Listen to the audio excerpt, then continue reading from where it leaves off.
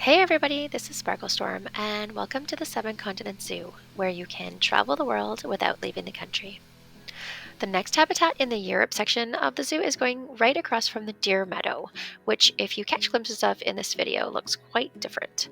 I was really not happy with it at all, so I did a bit of a remodel before I made last week's video. And this space is for the European badger, which, by the way, would have been a good choice for a bridging animal between Asia and Europe, since they live in both continents, and they're also called the Eurasian badger.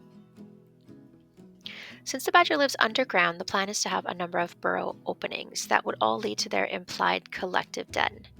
And I also want to create a kind of visual barrier between this area and the backside of the African watering hole that we can see behind this plot.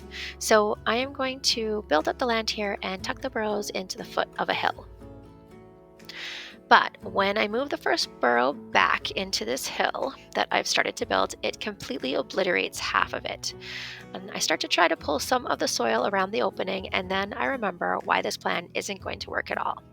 These burrows have an invisible bubble around them, preventing any terraforming from getting too close, so I can't bring the soil right to the opening.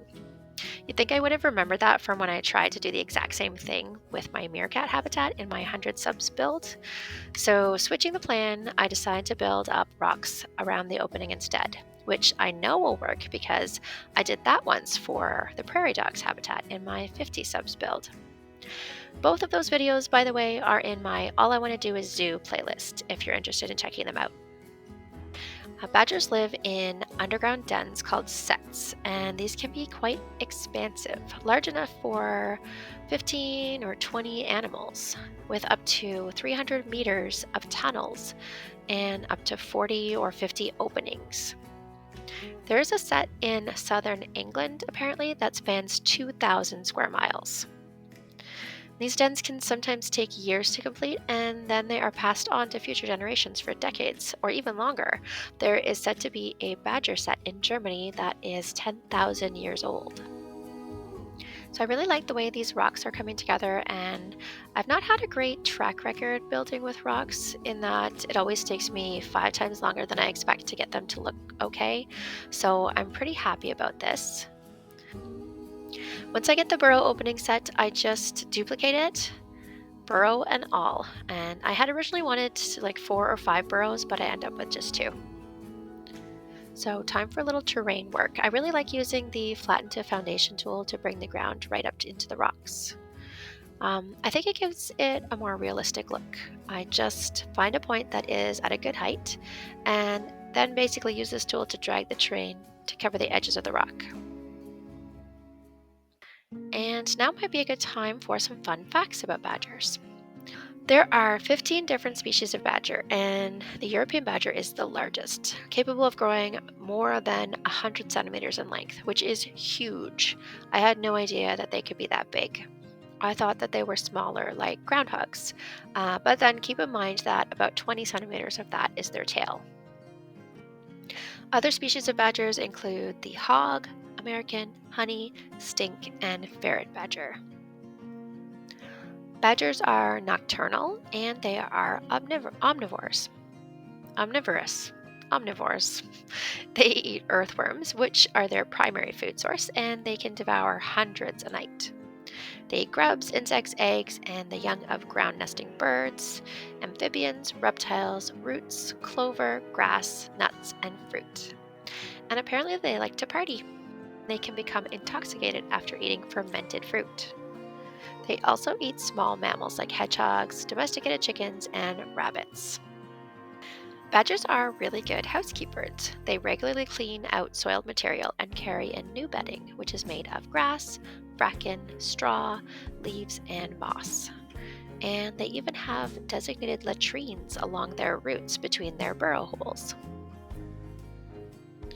Badgers sometimes share their dens with red foxes and European rabbits, offering the rabbits protection against other predators, which is odd though because the badgers are also one of those predators. So not really sure how that works out for the rabbits, but very clever on the badger's part, I suppose. If you were in a race with a badger, you would likely lose. They can actually run really fast despite their small size and short legs.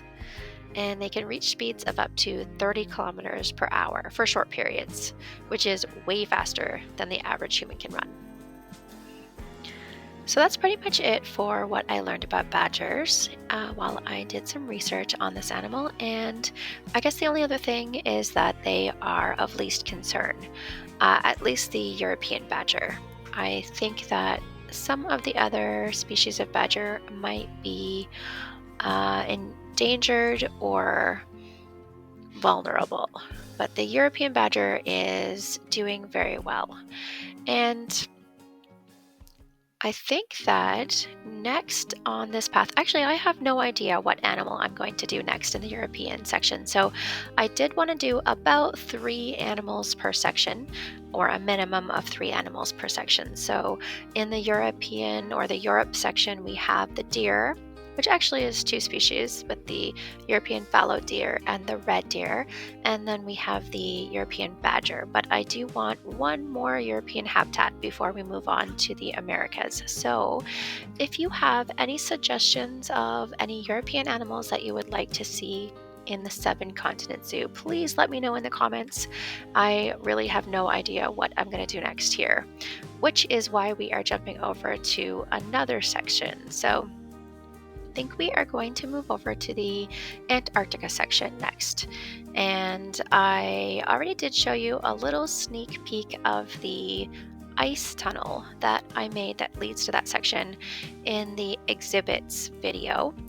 And so following that, at the end of that long ice tunnel will be a massive cave mountain.